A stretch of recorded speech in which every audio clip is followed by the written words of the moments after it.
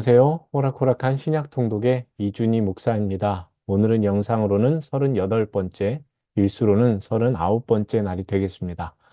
오늘 금요일 아침입니다. 항상 금요일이 되면 시간이 참 빠르다라는 생각을 하게 됩니다. 그래도 우리는 말씀을 읽으면서 하루하루를 보내고 있기 때문에 허송세월하는 것은 아니라고 믿습니다. 오늘도 빠르게 흘러가는 시간 속에 우리가 있지만 말씀 읽기를 통해서 그 중심을 잘 잡아갈 수 있기를 바랍니다. 그럼 오늘 함께 읽을 말씀의 분량 보겠습니다. 오늘은 두 군데를 읽습니다. 디도서와 빌레몬서입니다. 디도서 1장부터 3장까지, 빌레몬서 1장 이렇게 읽도록 하겠습니다. 그러면 먼저 디도서에 대해서 함께 알아보도록 하겠습니다. 디도서는 바울이 디도에게 쓴 편지입니다. 디모데 전서를 쓴 지 얼마 후에 적힌 것으로 보입니다. 디도는 헬라인으로 바울의 3차 전도 여행에서 함께하며 바울을 도왔던 인물입니다. 바울이 그레데 섬에 남겨두어 사역을 하게 했는데 디모데가 사역했던 에베소에 비하면 그레데 섬에서의 사역은 매우 열악했던 것으로 보입니다. 디도서의 기록 목적은 그레데에서 사역하고 있던 디도의 목회 사역을 격려하기 위해서이고 이단 사상들의 발흥과 도전에 맞서 복음의 본질을 하수하고 교회의 진리 가운데 세우기 위해서입니다. 디도서의 구조는 크게 두 부분으로 나누어집니다. 1장부터 2장이 한 부분인데 진리의 수호라는 초점에 맞춰 장로의 자격, 거짓 교사에 대한 경고 등 올바른 교리 수호에 대한 내용이 나옵니다.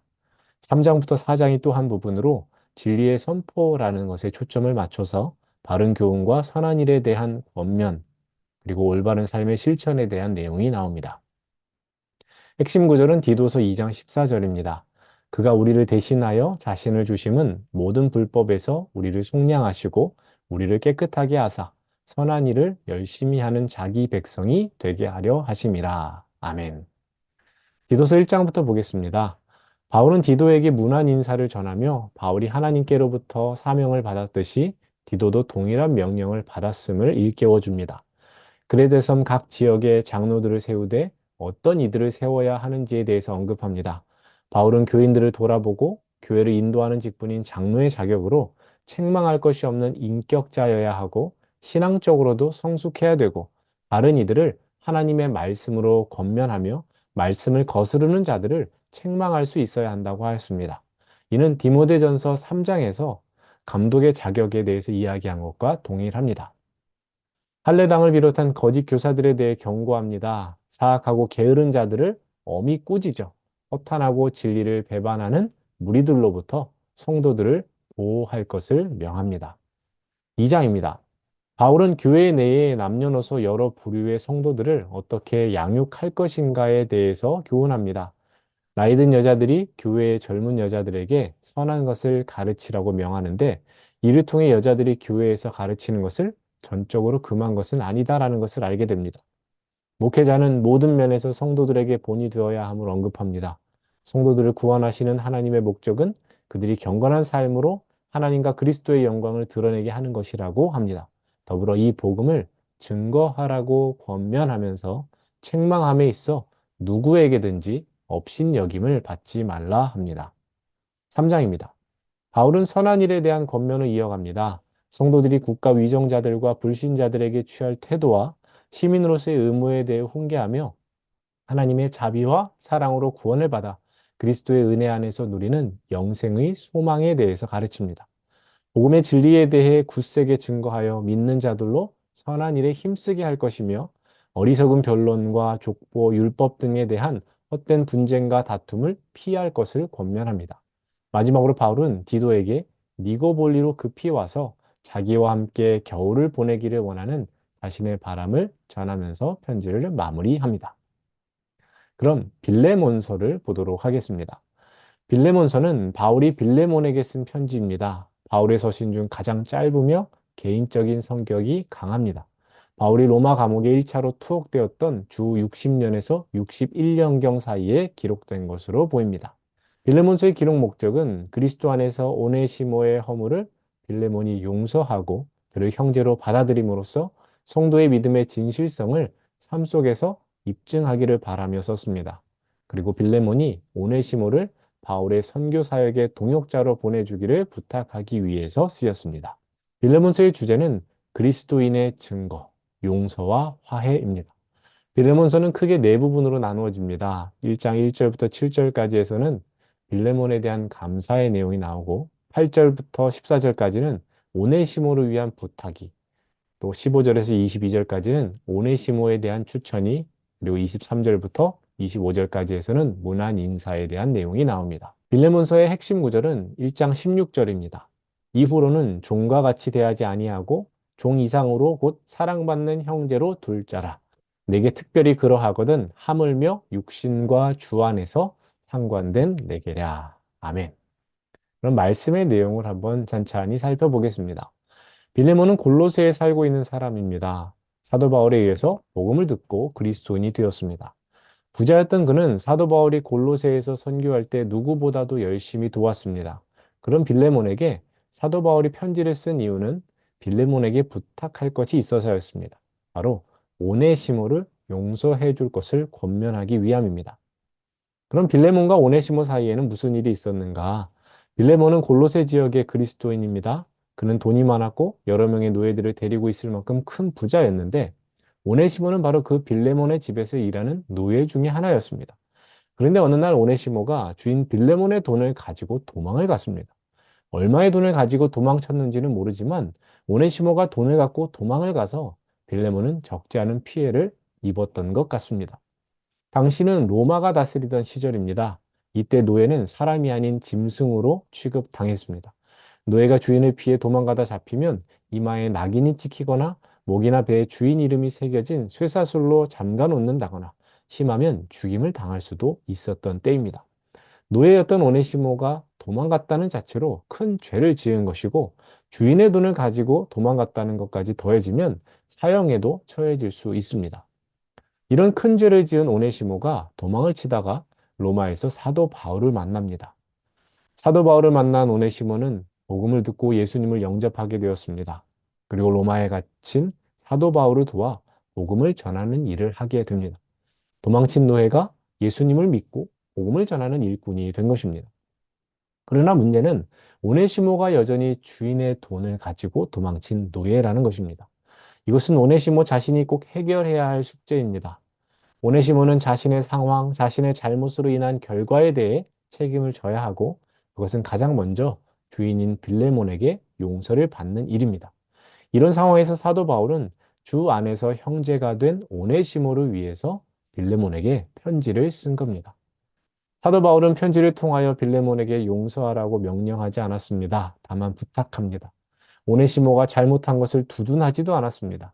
빌레몬의 믿음과 사랑을 칭찬하며 오네시모에 대해 말을 합니다. 오네시모가 분명히 잘못했기 때문입니다. 오네시모가 전에는 해를 끼치는 사람이었지만 이제 예수 그리스도 안에서 한 형제가 되었으니 사도 바울과 빌레몬 우리 모두에게 유익한 사람이라고 말을 할 뿐입니다. 그리고 그런 오네시모를 예수 그리스도께서 우리 죄를 용서하여 주신 것처럼 용서해 주면 좋겠다 말합니다. 사도 바울의 편지를 받은 빌레몬은 흔쾌히 용서를 하지는 않았을 것 같습니다. 분명 많이 고민했을 겁니다. 도망간 노예 오네시모가 자신의 눈앞에서 잘못을 빌고 있는 상황이 또 게다가 사도 바울의 편지까지 있는 이 상황이 적잖이 당황스러웠을 겁니다. 당시 정서로는 도망친 노예는 죽여도 마땅하다 여겨지는 시절 아니겠습니까? 오네시모를 처형한다 해도 뭐라고 할 사람은 없습니다. 그러나 빌레몬은 사도 바울의 겉면처럼 자신도 예수 그리스도를 통해 용서받은 자가 된 것을 떠올렸을 겁니다. 그러면 쉽지 않은 결정을 내립니다. 오네시모가 저지른 과오를 그는 용서해 줍니다. 더 나아가 노예였던 그를 해방시켜주고 사도 바울의 사역을 돕게 해 주었습니다. 그 근거로는 골로새서 4장 9절을 보면 됩니다. 진실하고 사랑을 받는 형제 오네시모를 함께 보내노니 그는 너희에게서 온 사람이라. 그들이 여기 일을 다 너희에게 알려주리라. 빌레몬의 용서를 받은 후 오네시모는 사도 바울의 곁으로 돌아갔고 그곳에서 감옥에 갇힌 사도 바울의 손과 발이 되어 선교 사역을 열심히 도왔습니다. 자신이 저지른 잘못을 책임지는 자세로 용서를 구했던 오네심, 용서를 구하는 노예를 복음의 빚진 자의 마음으로 용서해준 빌레몬, 둘 다 참 잘한 것입니다. 교회 전승에 따르면 빌레몬으로부터 용서를 받은 오네시모는 로마로 돌아가 로마의 노예들에게 복음을 전하여 예수님을 믿게 했습니다. 그리고 시간이 흐른 후 에베소의 감독이 되었다고 합니다. 용서를 통하여 한 사람이 새롭게 태어났고 살아난 그 사람을 통해서 또 다른 생명들이 잉태되는 것을 보는 겁니다. 용서가 참 어렵고 힘든 것이지만 용서 가운데 하나님의 뜻이 담겨 있고 용서하는 것을 통하여 일하시는 하나님의 손길을 보게 됩니다. 우리는 빌레몬이기도 하며 오네시모이기도 합니다. 우리는 용서를 해야 하는 사람이면서 동시에 용서를 구해야 하는 사람이라는 말입니다. 왜냐하면 우리가 때로 실수함으로 용서를 구해야 하는 상황을 맞이할지도 모르며 다른 누군가가 나에게 잘못을 하고 내가 그 사람을 용서해야 하는 상황을 만나게 될지도 모르기 때문입니다. 그러니 우리가 기억할 것은 하나님 앞에서 우리는 다 죄인이라는 것, 그리고 그런 우리를 용서해 주셨다라는 것을 우리가 기억해야 되겠습니다. 여기까지가 오늘 우리가 함께 읽어야 될 말씀에 대한 내용들을 살펴본 것입니다. 그럼 암송 구절 봅니다. 디도서 2장 14절입니다. 그가 우리를 대신하여 자신을 주심은 모든 불법에서 우리를 속량하시고 우리를 깨끗하게 하사 선한 일을 열심히 하는 자기 백성이 되게 하려 하심이라.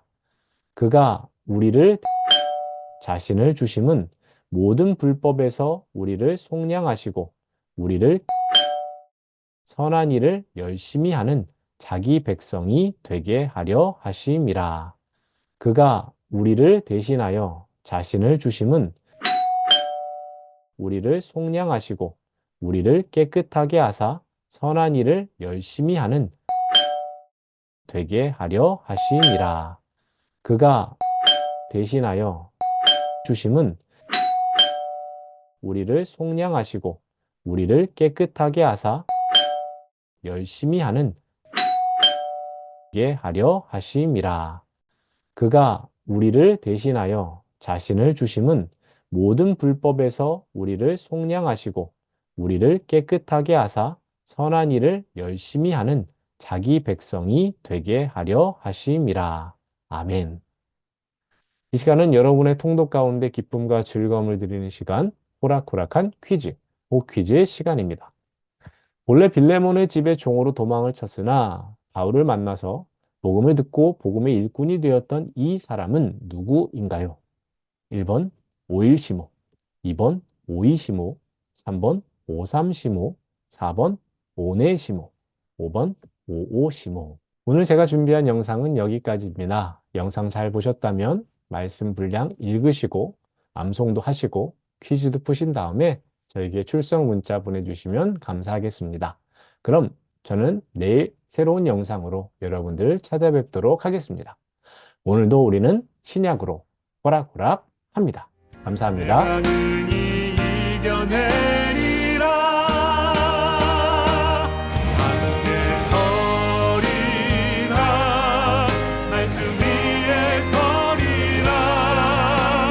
믿음의 반석 위